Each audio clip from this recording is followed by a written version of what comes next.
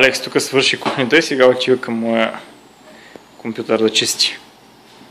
Обаче бебето е много концентрирано. Какво става, моите момичи? Трябва да сменим кърпичката там ли? Тези мръсни ли са вече?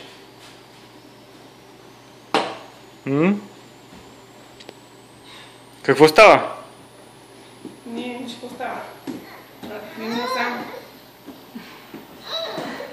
Еми, иска сега, явно трябва да с мокро викаш. Добре, хайде. Събрахме праха, сега с мокро трябва.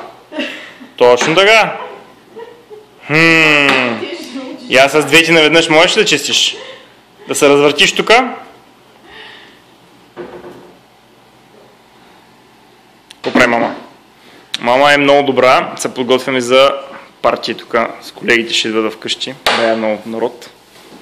И така. Добре, значи Алекс реши, че там трябва да се свърши първо. Много правилно, моето момиче. Първо трябва да се свърши с сухото и чак след това с мокро. Нали?